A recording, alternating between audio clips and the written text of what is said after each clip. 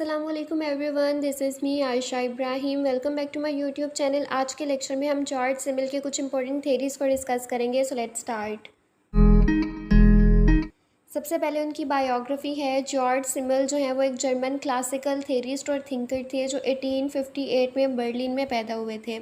उनको सोशियोलॉजी का को फाउंडर भी कहा जाता है और वो फॉर्मल सोशियोलॉजी से बिलोंग करते थे। फॉर्मल सोशियोलॉजी का मतलब ये है कि सोशियोलॉजी एक यूनिक और सेपरेट डिसिप्लिन है, ये इंडिपेंडेंट है, बाकी सोशल साइंसेस से इसका कोई ताल्लुक नहीं है। तो उनका मानना ये था कि सोशियोलॉजी जो है वो एक इंडिपेंडेंट सोशल साइंस है। इसके अलावा उनको फादर ऑफ अर्बन सोशियोलॉजी भी कहा जाता है। वो माइक्रो सोशियोलॉजिस्ट थे। मेन कंट्रीब्यूशन उनकी इंटरेक्शन पर्सपेक्टिव में थी।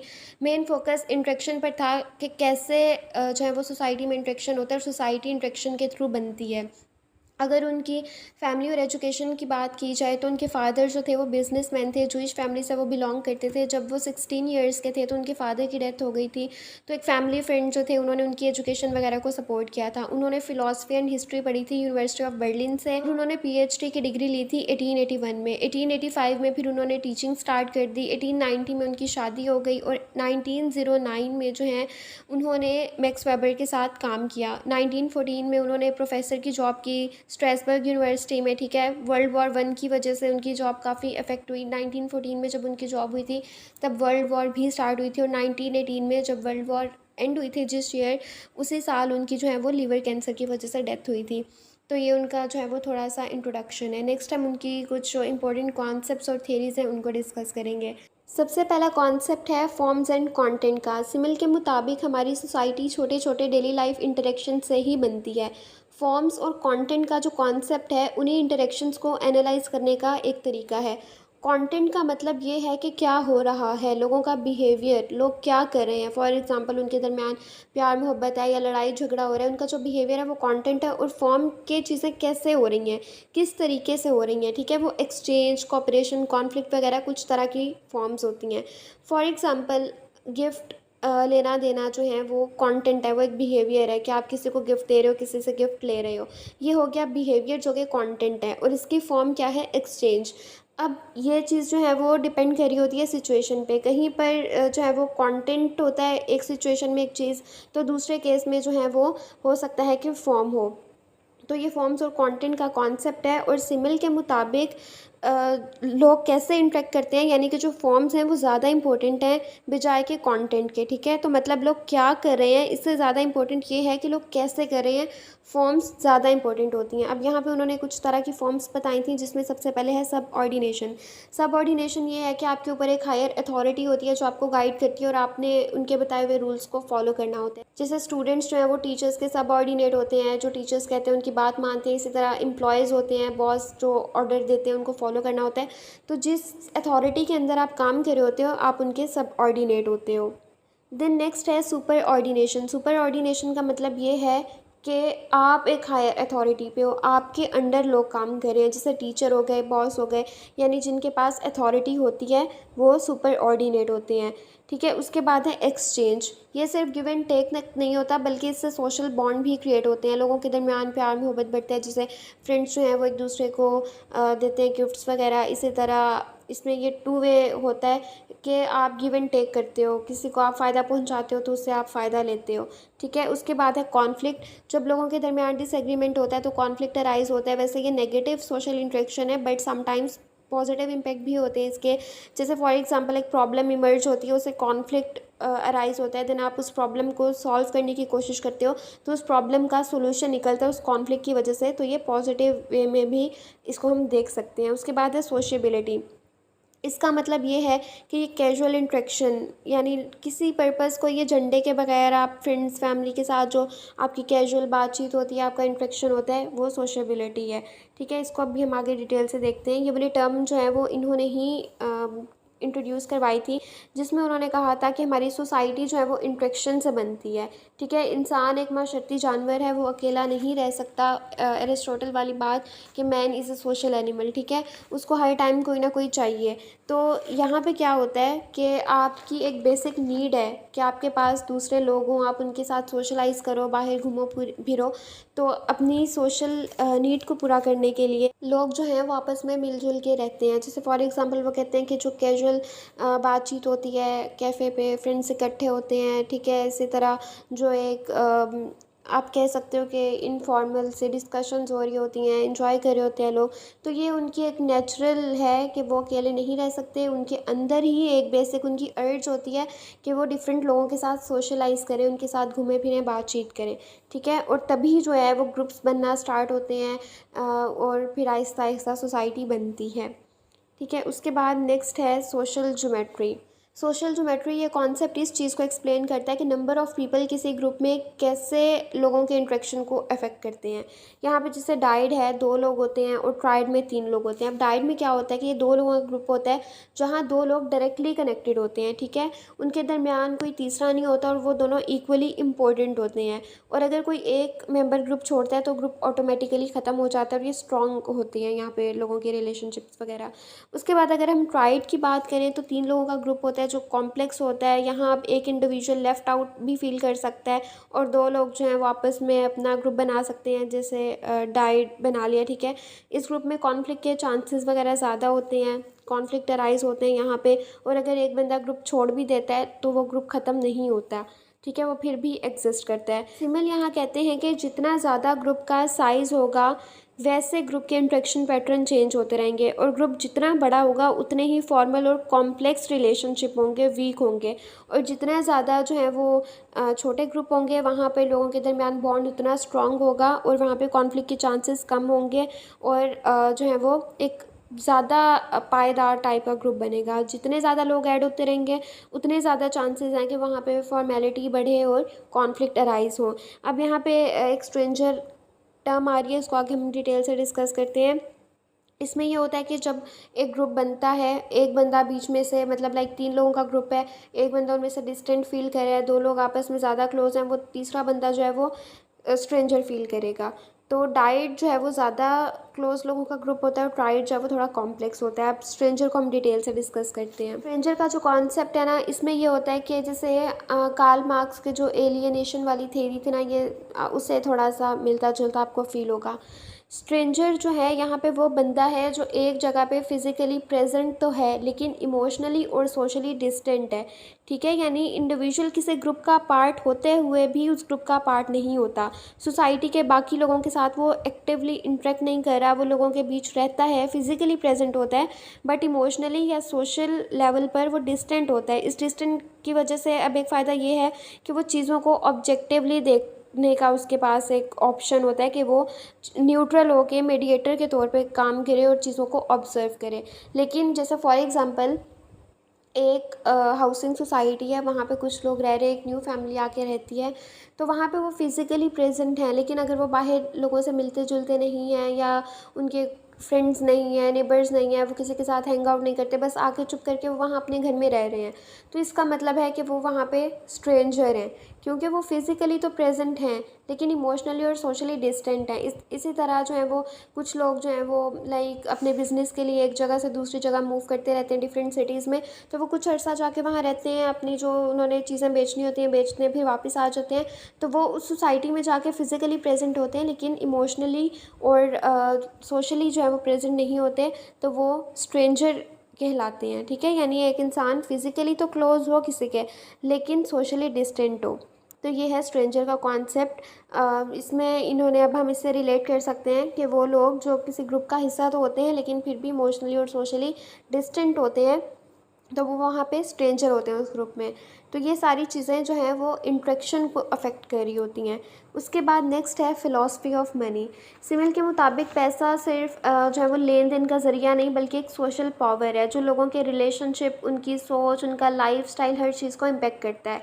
पैसा इंसान को चॉइसेस भी देता है, फ्रीडम भी देता है, लेकिन इसकी वजह से हम इमोशनली एक दूसरे से दूर हो जाते हैं। मतलब रिश्ते जो हैं वो ज़्यादा पर्सनल नहीं रहते, फॉर्मल और कैलकुलेटेड हो जाते हैं। मॉडर्न सोसाइटीज़ की बात करें तो पैसे की वजह से काफ़ी एफिशिएंसी आई है, ठीक है, रैशनैलिटी आई है, लेकिन साथ साथ अगर हम देखें तो लोगों की जो फीलिंग्स हैं, जो वैल्यू, कनेक्शन वगैरह वीक हो गए हैं। अब लोग इम्पोर्टेंस देते हैं पैसे को, अब उस तरह से जो है हमारे रिलेशनशिप्स को इम्पोर्टेंस नहीं दी जाती है। जैसे हम अगर गाँव वगैरह की बात करें तो वहाँ पर रिलेशनशिप्स को प्रायोरिटी दी जाती थी। मतलब एक रिश्तेदार को एक बहुत इम्पोर्टेंस दी जाती थी, लेकिन आज के दौर में स्पेशली मॉडर्न वर्ल्ड में जो है वो सिर्फ पैसा इम्पोर्टेंट है। उसकी वजह से हमारे जो रिलेशनशिप्स हैं वो वीक हो गए हैं। उसके बाद यहाँ पे इसके कुछ पॉइंट्स हैं, ये उनकी इंपॉर्टेंट थेरी है। Money as a social mediator, इसका मतलब ये है कि ये एक सोशल टूल है जो लोगों के दरमियान रिलेशनशिप बिल्ड करता है। यानी कि ये सिर्फ चीज़ें ख़रीदने या बेचने का ज़रिया नहीं होता, बल्कि ये डिसाइड करता है कि प्रोडक्ट्स और काम की वैल्यू क्या है। जब इंट्रैक्शन में पैसा इन्वॉल्व होता है तो लोग फॉर्मल तरीके से डील करते हैं, लोगों को ये क्लोज भी लेके आता है, जैसे लोगों की डीलिंग्स वगैरह हो रही होती हैं, ठीक है। आप किसी को सर्विसेज प्रोवाइड करते हो, वो आपको पे करता है, तो ये एक सोशल मीडिएटर के तौर पे काम करता है। उसके बाद नेक्स्ट है फ्रीडम एंड इम्पर्सनैलिटी।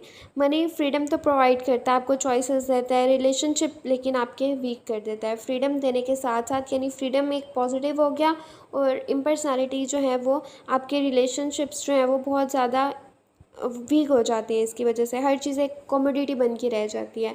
तो यहाँ पे वो यही कह रहे हैं कि ज़्यादा कैलकुलेटेड और लेस इमोशनल हो जाते हैं हमारे रिलेशनशिप्स वगैरह, क्योंकि पैसा इन्वॉल्व हो जाता है और पैसा हर चीज़ को एक चीज़ की तरह ट्रीट करता है।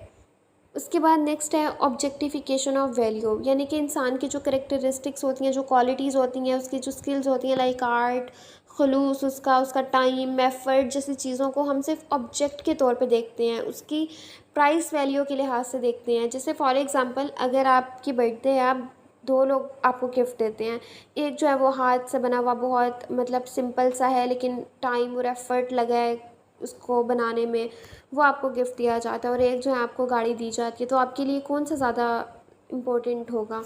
आप गाड़ी को प्रेफर करोगे। सेम यही चीज़ वो ये कह रहे हैं कि एक इंसान का टाइम, उसकी एफ़र्ट्स, उसकी स्किल्स को हम निगलेक्ट कर देते हैं और सिर्फ उस चीज़ की वैल्यू के लिहाज से जज करते हैं। अब कार जो है उसकी वैल्यू, उसकी प्राइस ज़्यादा है एज़ कम्पेयर टू एक हैंडमेड छोटी सी चीज़, तो हम ऑब्जेक्टिफाई कर देते हैं, हम लोगों को उनके पैसे के लिहाज से जज करते हैं, ठीक है। उसके बाद है इंडिविजुअलिज्म एंड एलियनेशन। इसमें वो कहते हैं कि लोग जो हैं वो एलियनेटेड फील करते हैं, रिश्ते सेल्फ सेंटर्ड हो जाते हैं, फॉर्मल हो जाते हैं, जो बॉन्ड है लोगों के वो कमज़ोर हो जाते हैं, और वीक सोशल कनेक्शन होते हैं। अच्छा, अब ये सारी चीज़ें उन्होंने रिलेट किससे की हुई हैं? इंट्रैक्शन से, कि फ़िलॉसफी ऑफ मनी या पैसा, उन्होंने किस तरीके से इसको एक्सप्लेन किया कि मनी की फ़िलॉसफी क्या है, कि ये हमारे इंट्रैक्शंस को वीक करती है। एक तरह से हमें फ्रीडम दे रहा है, चॉइसेस दे रहा है, ठीक है, हमारी सोसाइटी डेवलप्ड हो रही है, मॉडर्न हो रही है, लेकिन हमारे जो इंटरेक्शंस पे क्या असर पड़ रहा है, वो वीक हो रहे हैं। फैमिली की जो टाइज़ हैं, बॉन्ड्स हैं, वो उस तरह के नहीं रहे, हमारे रिलेशनशिप्स ख़राब हो रहे हैं, ठीक है। तो ये बेसिकली उनका ये कॉन्सेप्ट है। उसके बाद कल्चरल इम्पैक्ट की बात करें तो वो कहते हैं कि मनी के थ्रू एफिशिएंसी, लॉजिक, रैशनैलिटी को तो अटेन किया जा सकता है, लेकिन ये हमारी मॉरल वैल्यूज़ और जो एथिक्स हैं उनके लिए रिस्की हो जाता है थोड़ा सा। यानी जैसे आजकल के दौर में मटीरियलिस्टिक सोसाइटी है, सिर्फ पैसा मैटर करता है, हराम हलाल का फ़र्क ख़त्म हो गया है, अब लोग ओपनली बेटिंग ऐप्स को प्रमोट कर रहे हैं। ये कल्चर पे इम्पैक्ट हो रहा है ना एक पैसे की वजह से, कि सिर्फ पैसा कमाना इंपॉर्टेंट रह गया है। हमारी मॉरल वैल्यूज़ और हमारी सोसाइटी के लिए एक चीज़ कितनी डेंजरस हो सकती है, लोग इस चीज़ को नहीं समझते हैं। बेसिकली उनका जो कॉन्सेप्ट है इसमें वो क्या कहते हैं कि लोग किसी चीज़ की वैल्यू तब बनाते हैं जब उसको हासिल करना थोड़ा सा डिफ़िकल्ट होता है, ठीक है। यानी उसको हासिल करने के लिए आपको एफ़र्ट्स करनी पड़ती हैं ताकि आप उस चीज़ को ख़रीद सकें। जब एक चीज़ आपकी रेंज में आ जाती है, जब आप उसको ईज़िली ख़रीद सकते हो, तो उसकी वैल्यू कम हो जाती है, और जो परचेज़ करना या जिस चीज़ को हासिल करना आपके लिए मुश्किल होता है, वो ज़्यादा आपको कीमती लगती है। तो यानी वैल्यू का ताल्लुक चीज़ की कमी, उस तक पहुंचने में लगने वाले टाइम, मेहनत, उस चीज़ से होता है, ठीक है। इसके अलावा उनका कहना ये था कि जो हमारी अर्बन लाइफ है वो लोगों को बहुत ज़्यादा लिमिटेड और बहुत ज़्यादा महदूद कर देती है। लोग आपस में इतने ज़्यादा मिलते जुलते नहीं हैं, उनकी ज़िंदगी, उनका लाइफस्टाइल सिर्फ पैसे के गिर्द घूमता रहता है, और इस वजह से जो है जो आपको यहाँ पे अब ऑर्गेनिक सॉलिडेरिटी, मैकेनिकल और सॉलिडेरिटी जो डरखाइम ने कॉन्सेप्ट दिया था, थोड़ा थोड़ा वो भी क्लिक कर रहा होगा कि वहाँ पर आके लोग ज़्यादा कैलकुलेटेड हो जाते हैं, स्पेशलाइजेशन ऑफ टास्क आ जाती है, रिश्ते जो हैं वो सिर्फ ट्रांजेक्शनल हद तक हो जाते हैं, ठीक है। अगर कोई आपको फ़ायदा दे रहा है तो ठीक है, आप उससे बना के रखोगे, अगर किसी शख्स से आपको फ़ायदा नहीं मिल रहा तो आप जो है उसे कट ऑफ हो जाओगे। तो ये सारी चीज़ें उन्होंने इसमें एक्सप्लेन की थी। नेक्स्ट उनका कॉन्सेप्ट है ब्लेस एटीट्यूड का। सिमल का ब्लेस एटीट्यूड का जो कॉन्सेप्ट है, सिंपली अगर मैं बताऊं तो ये एक तरह का आपका एटीट्यूड होता है जो जब आप बहुत सारे लोगों से मिलते हो, आप ओवरवेल्म फील करते हो ना, उस चीज़ से बचने के लिए जो शहरी ज़िंदगी में लोग इस एटीट्यूड को अपनाते हैं ताकि वो ओवरवेल्म होने से बचा सकें। वो अपने आप को महदूद कर लेते हैं, ज़्यादा लोगों से मिलते नहीं हैं, ताकि वो उनका जो माइंड है वो थोड़ा रिलैक्स रह सके। ठीक है, अब उनका ये जो कॉन्सेप्ट है ये सिटीज़ में रहने वाले लोगों के लिए है। ठीक है, जो अर्बन लाइफ जी रहे हैं, वो कहते हैं कि ज़्यादा चीज़ें देखते हैं अर्बन एरियाज़ में रहने वाले लोग, ज़्यादा फ़ील करते हैं, उनके पास बहुत ज़्यादा वैरायटी होती है, वो इमोशनली केयरलेस या इनडिफरेंट हो जाते हैं, क्योंकि वहाँ पे बहुत ज़्यादा तेज़ रफ्तारी होती है, बहुत सारे सोशल इंटरेक्शन हो रहे होते हैं, हर वक्त नए नए लोग होते हैं, आप उनसे मिल रहे होते हो, इमोशनली ये चीज़ें आपको डिस्टेंट कर देती हैं।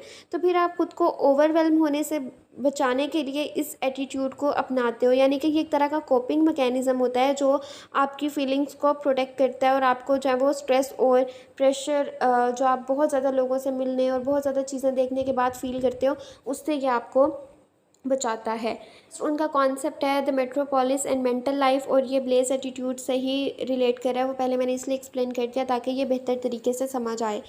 अब उनका ये जो एस्से है इसमें वो एक्सप्लेन करते हैं कि कैसे अर्बन लाइफ ह्यूमन माइंड और बिहेवियर को इम्पेक्ट करता है। ठीक है, वो उनका कहना ये था कि जो लोग बड़े शहरों में रहते हैं वो हर वक्त जो है वो न्यू एक्सपीरियंसेस कर रहे होते हैं, डिफरेंट चीज़ों से गुजर रहे होते हैं, जिसकी वजह से वो अपने आप को बचाने के लिए ब्लेज एटीट्यूड डेवलप करते हैं। ये उनको इमोशनल ओवरलोड होने से बचाता है, लेकिन उन्हें थोड़ा सा स्ट्रेंजर और एलियनेटेड भी बना देता है। यानी अब आप लोगों से मिल नहीं रहे ताकि आप ओवरवेल्म ना हो जाओ, तो ये चीज़ आपको एलियनेटेड भी कर रही है आपकी सोसाइटी से। यहाँ पे इसके अलावा वो कहते हैं कि जो सिटीज़ का फास्ट सा लिविंग स्टाइल और डिफरेंट लोगों से मिलने जुलने की वजह से लोग ज़्यादा इंडिविजुअलिस्टिक और लॉजिकल हो जाते हैं, जिसकी वजह से जो एक जैसा गांव में होता है डीप कनेक्शन, पर्सनल रिलेशनशिप वगैरह, वो चीज़ें कम हो जाती हैं। असल में जो अर्बन लाइफ है वो इंसान को ओवर थिंकर और रिजर्व बना देती है, जिससे इंसान जो है वो इम्पर्सनल और इनसेंसिटिव हो जाता है।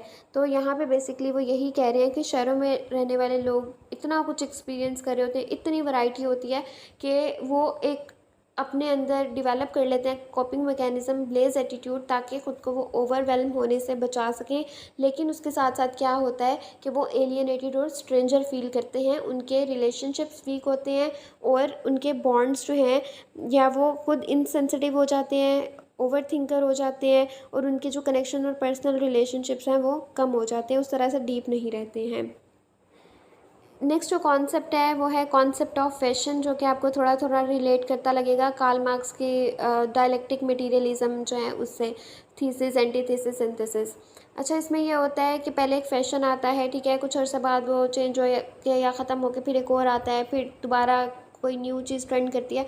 तो इस तरीके से मुसलसल एक साइकिल चलती रहती है, कभी एक फैशन ट्रेंड करता है, कभी दूसरा करता है, तो ये सोसाइटी में चलता रहता है। अब सिमिल कहते हैं कि लोग पॉपुलर ट्रेंड को इसलिए फॉलो करते हैं ताकि वो किसी ग्रुप से जुड़ सकें, यानी वो एक पूरा ग्रुप होता है, वो मिलकर उसको फॉलो कर रहे होते हैं, एक सेंस ऑफ बिलोंगिंगनेस होती है, वो एक कम्युनिटी का पार्ट खुद को फील करते हैं।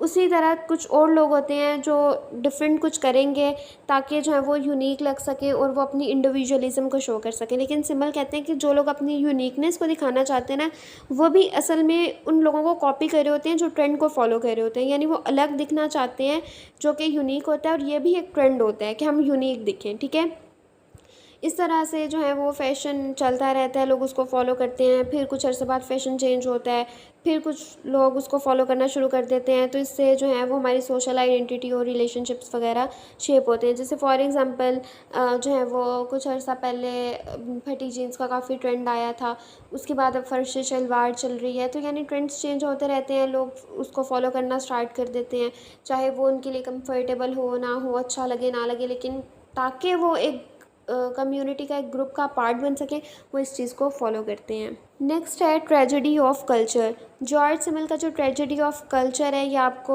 ऑकबर्न की जो थेरी है हमने ऑलरेडी डिस्कस की हुई है, कल्चरल लैग थेरी, उससे थोड़ा बहुत रिलेट करता हुआ लगेगा।